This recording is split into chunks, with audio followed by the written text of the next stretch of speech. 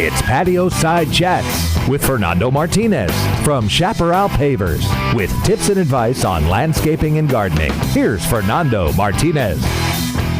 Welcome. Thanks for tuning in. We got another great show for you here today, and we're going to talk about pruning. What can go wrong? How to do it effectively. I want to talk about how to prune, when is a good timing for pruning, and which ways of pruning will actually damage your plants, cause less flowering, which nobody wants. You want to get the most blooms you can, so we're going to talk about that. And I want to talk about how pruning ties in with the watering and the fertilizing. Those are the three main things to having this green thumb that we all want and having your yard looking beautiful and growing and blooming and nice and dark green. So that's the main topic for today. That's what we're going to be discussing. This is Patio Side Chats with Chaparral Pavers. You can always catch us on the web at I Love to Come Home. We got a lot of information and advice there. And of course, all these radio shows will be linked on the website. So be sure to check that out. And there's lots of ideas and fun stuff on there as well. So getting into the pruning aspect of when you should prune. And on the Central Coast, it can be a little forgiving because of our weather here. It's so mild all the time, and there's very little winter, time for us where it gets really cold. So plants are sometimes growing year-round, and that can be a good thing, and it can be nice for blooming and having the yard look good all the time, but it can also affect the plants in a negative way if they're deciduous or if the plant's trying to rest. I think like one of the most obvious things that comes to mind would be roses and rose bushes. They don't like to be going year-round the whole time. They just don't seem to do as well. They like to rest a little bit in the winter, and I think a lot of plants do. And so it's up to you to allow your yard to kind of winterize by how you're acting in pruning. And of course, it does tie in with fertilizing and the watering. But you don't want to prune too heavy and stimulate new growth late in the year. It's just, it can fool the plants into growing and putting out a new growth spurt and new flowers as though it's spring in the wintertime. And even though the temperatures are mild, it's easy to do that to the plants, but we can get frost. And the worst thing you could do is prune, encourage new growth to come out on the plant. And then we get a frost spell, which it does, not every year, but some years it does. And it depends on your location too, which is there's quite a bit of zones, in the microclimates that we have here on the Central Coast. And if you're in one of those areas that's really prone to freezes and cold snaps, it's super, super important to not having brand new buds and little new growth on the plants because they'll get damaged. And then that'll set the plant back, and so the best time to prune, and, maybe this is obvious, maybe it isn't, and we're going to talk about the different types of plants because fruit tree pruning and, shrubs pruning and ground covers and different types of plants do require different treatments. But overall, early spring is the best time to do pruning and hard pruning. So what I mean by hard pruning is anything that's larger than, a very, like a 1 inch, say, size of branch, and on a shrub, maybe 1/2 inch to 3/4. On trees, anything 2-3 inches. When the branches are thick and you're feeling like it's, borderline, you can't cut it with pruners or you have to get the loppers out or a saw. That's what's considered hard pruning and thinning out and really, cutting. If you cut more than 1/3 of the plant, which you should never, by the way, cut more than 1/3 of the plant away at a time anyway for under any season or any pruning, unless you've just let the plant go way too much.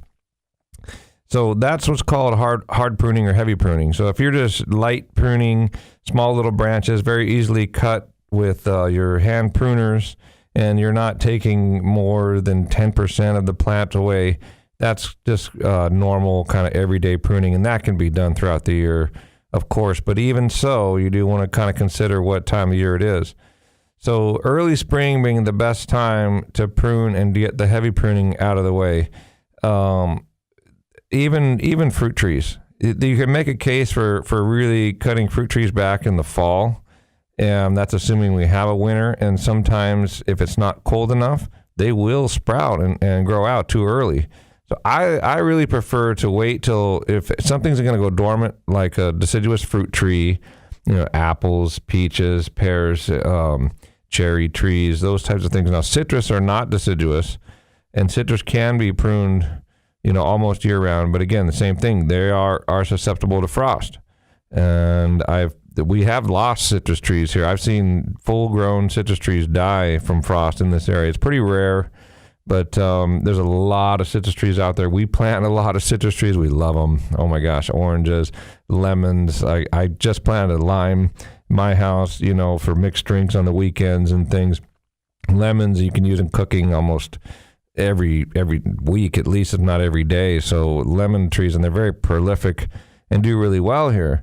Now, those, if we're on the citrus, they have a tendency to get really dense and grow kind of into themselves and be this big bush, And if you let it just alone and you don't prune it, they will overload themselves with fruit, and the branches will get really heavy, and that can, cause the branch to break or to lean or, really. And if you have so much fruit too, with the same amount of nutrients and water coming up from the root system, the fruit isn't going to be as sweet and it's not going to be as large. And so, pruning on the citrus trees is helpful, and you kind of have to really kind of get in there, and some of them have thorns. So you have to be careful where, you can get long gloves, or just be careful when you're going in there and kind of help the tree, thin it out a little bit, reduce the amount of branching, and you want to make sure that you're doing that well before it flowers. And so that brings us to the second point of really how to do it without damaging the plant. And here's how you do it. You have to kind of be aware as to when that plant blooms, because some plants bloom early spring, some late spring, some early summer, some late summer, and there are some winter bloomers on plants out there. So, and even within the citrus trees, some will fruit early, some will fruit later. And by you knowing that, you'll know when to do the hard pruning. You'll know when to go ahead and cut some of those branches off. Because if you see a lot of flowers on a citrus tree, for instance, and you cut a lot of the branches off, you're obviously going to lose a lot of fruit, and you're going to lose a lot of the blooms. And so to a certain degree, if you want, to do that and you don't mind losing a lot of fruit, because some of those trees are pretty prolific, then go ahead and do it. But if you do it really, really either late winter or early spring, on most of that stuff, you're going to be fine, and you're not going to be cutting the blooms and the buds off, and you'll have a nice, healthy plant. So, yeah, definitely keep your eye on that. Another really bad time to prune would be late spring, early summer, or when a lot of the buds are just coming out. And that goes for all plants, shrubs. Most of the shrubs that you would plant in your landscaping, we have a very Mediterranean climate. Could be lavenders, rosemaries. We have all kinds of different grasses and, the classic, plants like the Indian hawthorns, and here you have daisies, all the different types of salvias that we have. The hot lip salvia, one of my favorite plants, loves to be pruned. In fact, if you don't prune it, they can get kind of tall and leggy and not looking as nice. So they really prefer to be cut back hard. Mexican sage, a lot of Mexican sage out there, and they are another plant that loves to be cut back and cut back hard. But again, you don't want to be doing it right before a massive bloom, and you're losing a lot of that spring and summer. I mean, to me, it seems obvious. Maybe it is, maybe it's not.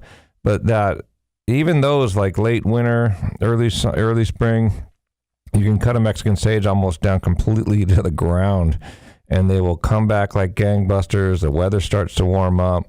And after a hard prune especially, you always want to give it extra water and then go ahead and do the feeding, because what you're trying to do is work with the plant and try to accommodate what that plant would be doing that time of year if you hadn't done anything. And that's really the best philosophy for pruning. So think about what that plant wants to do And if it's blooming in the early spring, into summer months, those are not the times to be doing heavy pruning to it. You can do light pruning, and you can do what's called deadheading.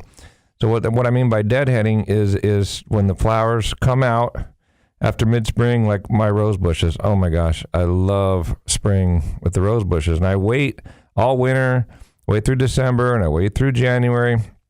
Here comes February, and they're just looking kind of ratty, and I let them get the rose hips. Because when you let the plants rest and you let them go to that full seed, what a bloom is and a flower, it's trying to become a seed pod.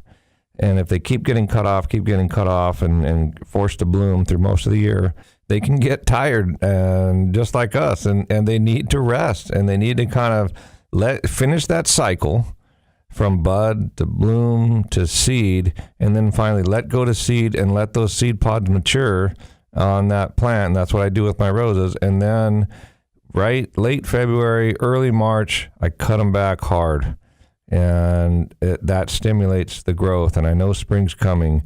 And then I put my rose systemic fertilizer, which is what I choose to use on those. And then I up the watering, and I give them an extra soak, and then I soak it with the hose. And spring comes, and we get the most beautiful first bloom on all those rose bushes. And it's absolutely incredible. And I know that the amount of work that I put in and the time that I spend pruning out in my yard is going to come back to me tenfold. When I drive up home, and that's why we say all the time in our website, I love to come home.com, because that's what it means. I mean, that is the payoff. You go to work and you get your paycheck. When you go do your pruning, that work, the payoff is the plants just thriving and responding back with all that beauty and that color. And we can do tropicals here if you have hibiscus, if you have bougainvilleas or bird of paradise, and these things are just blooming and thriving, and it's just so wonderful. There's just nothing like it. And so the pruning is absolutely key, because if you don't do it and you just let things go, or if you prune in the wrong way, you could actually spend that effort and energy and have less success with the plant. So think about the timing and how hard you're pruning, and the softness of pruning, when to do that. And to kind of remember that you're trying to create what the plant will be doing naturally and responding to that, because roses would be just kind of coming out and blooming naturally on their own early spring anyway. So that brings us to the next point. I want to talk about how to prune and the different techniques. So you've got hand pruners, and like we talked about, loppers, and you've also got hedge shears, which I cannot stand. Hedging shears, the hedge trimming, landscaping, unless it's actually a hedge and you have a formal garden and you're trying to create like this boxwood, square, or some type of, a giant hedge that's along a property line that needs to be straight and can be squared off. There's very few plants that actually want to be hedge trimmed. So in my opinion, that's the last case. The worst case scenario would be hedge trimming all your plants and shrubs and things throughout the yard. And unless, again, if it's a formal hedge and it's supposed to be a hedge and squared off, and it's outlining a walkway or an area, like if you go up to Hearst Castle or something, or you have like these long reflection pools and hedges on the side and formal gardens, that's what hedge trimming's for. And so most of our landscapes that I see as I drive around, and the ones that we install, require zero hedging. And even the hedge shears, they look like big scissor shears. Stay away from those if you can. Do what's called selective pruning. So, hedge trimming is kind of like just random trimming all the branches, and so you end up with a lot of cuts, and you end up with unnatural shapes that don't look good. Things in nature, again, how would that plant be growing if we didn't prune it? It wouldn't be a round ball. It wouldn't be the shape of a box, or, and it just doesn't look good. I see it on commercial properties a lot, and I don't know if the gardeners just don't have time or don't know any better. So that's what I want to talk about, how to shape and prune correctly, the right way, with the right tools. If you're thinking about putting in a new paver's patio or a paver driveway, call Chaparral Pavers, 805-588-6917. The best paver installer on the Central Coast. Check out their portfolio and customer reviews online. ILoveToComeHome.com. That's Chaparral Pavers, 805-588-6917. And on the web, ILoveToComeHome.com. Okay, so the first thing I want to remind everyone is when you go out to do your pruning, you must have sharp tools. You can do damage by pruning with a dull blade, and it's not as fun to prune because it's going to be harder to get it to go through, and you can leave little hairs and the branch can look kind of shredded when you do the cut. So I try to sharpen my pruners every time or every other time that I go out to prune. Check the blade. Make sure there's not sap on there, which there always is. If you're doing pruning and you finish pruning, if you don't clean them off, which I don't do, I just kind of put them away when I'm done. I'm tired picking up all the leaves and branches and putting them in the green waste. I go to put my tools away and, I let it go. And the next time I go to prune, I pull them out. And of course there's sap and sticky and goo and, so break out the oil can or the WD-40 or whatever it is. And, if you don't have one, invest in just a little stone or a little sharpening file or something. You don't want to go too coarse, especially on, fine, sharp blades. Just something really mild. And if you have a favorite brand of pruners or clippers or whatever you have, they'll usually have sharpening equipment to go with it as well. So, look at that. Like Felco that's what I use, and I think they're the best. They're the most comfortable in my hand. Don't get a cheap pair of pruners and really think that that's going to be the best way to save money, because if you're frustrated using them, they're not cutting right. They don't have the best angle for your hand or whatever, or nice grips on there.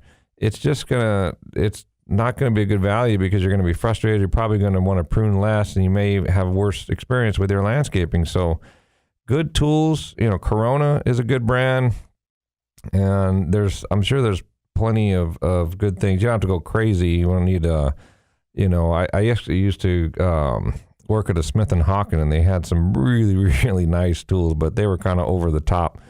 So anyway, a nice, decent pair that some of them you can change the blades on, where if you can only have to buy a new blade instead of the whole new pruner, which is the Felcos like what I have, and that makes it nice. And if you're not one of these people that likes to sharpen blades or take it in and get it sharpened, that's a legitimate way, is to replace the blade after it gets dull. So anyway, clean them off, spray the oil on there, get some steel wool or a real stiff rag and clean off all the goo and everything. Not only oil the blade and the screw that holds the blade and the arms together, but also there's usually springs on there. Oil the spring up, wipe it all down, and do a test cut. I'll cut one branch off, and I'll just cut it up and do test cuts and see, are the pruners, sometimes they can get loose. You may need to tighten the screw up a little bit. Even the lock, where you lock and unlock the pruners to keep them closed so they're safe, those can jam, and the screws on those can be loose. So do a little tool maintenance each time, or at least every other time when you go out to do your pruning, and you're going to have a much better experience. You'll get cleaner cuts on the plants, and the plants will heal better. That's another reason I don't like hedge pruning, because you got multiple blades, or you got these long scissor blades, and you're doing all these cuts, and if those are dull, you're really damaging the plant. And it could take a year, 2 years sometimes for the plants to grow out of a really bad pruning job. So do a little research online if it's a specialty, like if you are doing fruit trees and you want, like, certain fruit trees only bloom or fruit on second year wood. So you got to know what first year wood, second year wood, if you have certain types of fruit trees. Citrus, again, super easy. You can prune them. They'll fruit on just about anything. A little tiny branch coming off a brand new tree, they're loaded with fruit. So they're very forgiving, and most plants are. So don't let this show scare you by any means. Get out there, try it. Plants are forgiving. They will grow back. But basically what you're trying to do, once you get your nice sharp tools out there and you're kind of staying away from this hedging unless it's appropriate for a formal garden, is to look for cross branching. So the first thing you're looking for is any branches that are crossing and rubbing each other. And as the wind blows and the plants are moving around, they're rubbing, and they can damage themselves.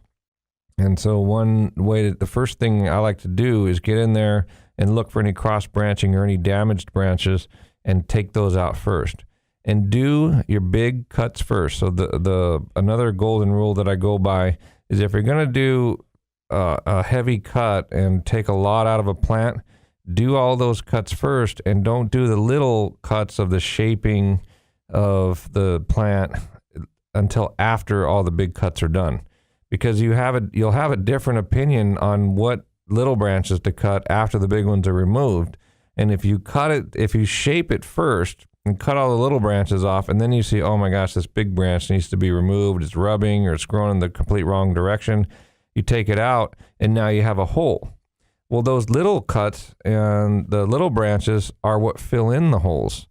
And so if you leave those and you take the big branches out, then you'll look and you'll say, okay, well, it's not as big of a hole, or you see which little branches will actually grow and fill that in over time, and know that, if you do this at least once a year, 2 or 3 times a year, if you do the pruning and you go ahead and do some of the bigger cuts, you will never have to really severely cut a plant back, because it'll always have a nice shape and it'll always be kind of looking good. So be of the mind of pruning often, like I say, 3 to 4 times a year if you can, at least once a year minimum, and stay away from waiting 2, 3, 4, 5 years and then doing this hard pruning, because what ends up happening is you get this overgrown, shaggy looking plants for a long time, and now you have big bare, cutback plants look, and so you're going through these kind of extremes.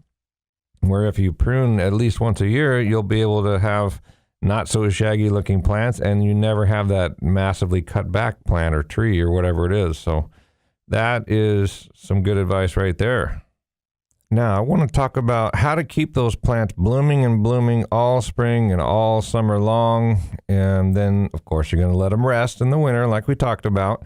But the way to do that continual blooming and get the most that you can for the longest season is a pruning technique that's called deadheading.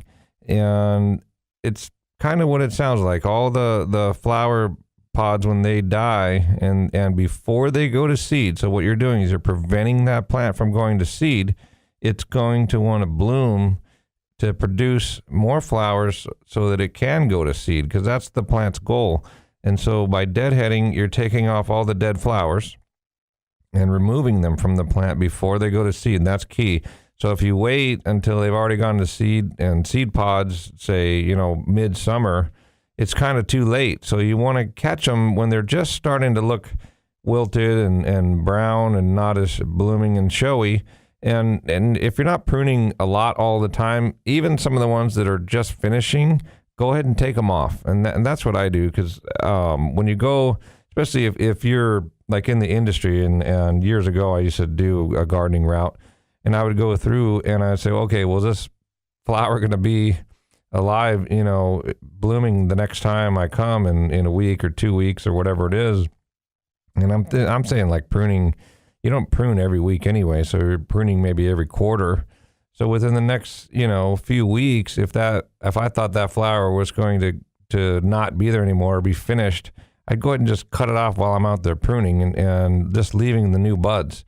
So you can kind of tell, hopefully, go out there and say, okay, really learn to recognize what is a bud, which ones are finished, because sometimes it can be misleading, and which ones are the actual, flowers, or they're bracts, or the different types of, some of the plants bloom on the leaf with just color of the leaves. And so you get familiar with the plants, understand it. Again, very forgiving.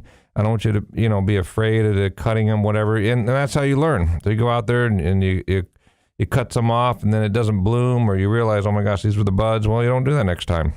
So, and the plants will be fine. They'll live and thrive, and I would rather have you doing that and experimenting and learning and getting in touch with the plants than not pruning at all for fear that you might do some damage. So get out there and get the deadheading finished, and some of the later blooms that are still kind of blooming, just go ahead and cut them off, and always time it with the watering and the fertilizer. Even deadheading, you want to fertilize right after that. And those are the three main things to having that green thumb: checking the watering, whether it's too much or not enough, fertilizing, because the plants can't live or thrive without very much food, and the pruning. And if you do them all in combination with each other, and today we're focusing on pruning, obviously, but you can't talk about pruning without adjusting the watering schedule, or at least getting the hose and wash the plant off, get the dust, and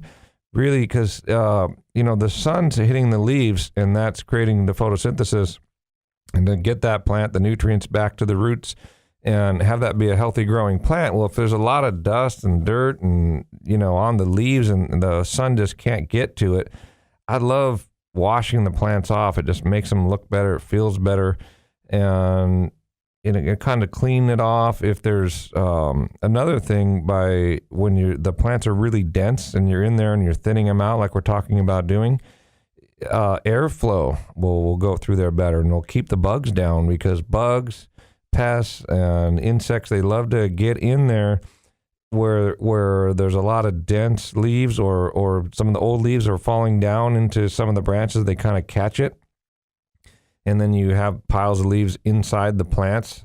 That's another thing hedge trimming it does as well. When you cut, it cuts a lot of tiny little cuts, and all those leaves fall down into the inside of the plant, and then that creates these nests and homes for bugs and insects that are going to damage the plants, and they're going to live there and be very comfortable there. Where the opposite is true, if you don't hedge prune and you selectively prune, and you selectively shape that plant, and you let the plant look natural, no boxes, no balls, and you let that air flow through to the inside of the plant and eliminate those homes and those nests, it's going to be a much healthier plant. And so what I do with the hose is I'll kind of give it some high pressure. So as I'm watering, I'll kind of rinse it off, get all the dirt and dust and off the leaves, and let that sun really hit those leaves, and then kind of blast it all on the inside, make sure any dead leaves or growth or branches or anything can kind of flood out and get off of the plant and get away from there. And then I'm still pruning if I see something else, kind of like a haircut. You go and you get your hair cut, and then you wash it, and then they see a couple little strands or whatever, and you cut those. And that's the last thing you do, is those small cuts. And so that's what I want you to think about and look at and really enjoy your yard. You've already taken the time to do the planting or the investment of having that landscape installed, and this is one of the best ways to get the most value out of your efforts, time, and energy. And, so really think about the time of year that you're doing it, responding to what the plants naturally want to do, and do all your hard pruning late winter, early spring. Remember to do the watering and the fertilizing at the same time. Again, even when we're slowing down and not pruning and letting those plants rest, you're not fertilizing, you're not putting as much water. And so it's all about remembering what the plants would be doing naturally and helping them respond, and not trying to force them to do something they wouldn't be doing necessarily. And you're going to have a great experience, and you're going to love to come home. So get out there with your sharp tools and your knowledge, and you're going to have a wonderful looking yard and a wonderful place to come home to and relax with your family. We'll see you next week.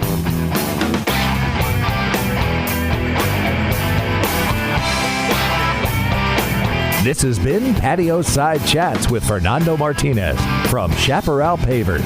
Go to ilovetoComeHome.com to find out more or call 805-588-6917. And be sure and tune in next week at this same time for Patio Side Chat here on KSMA.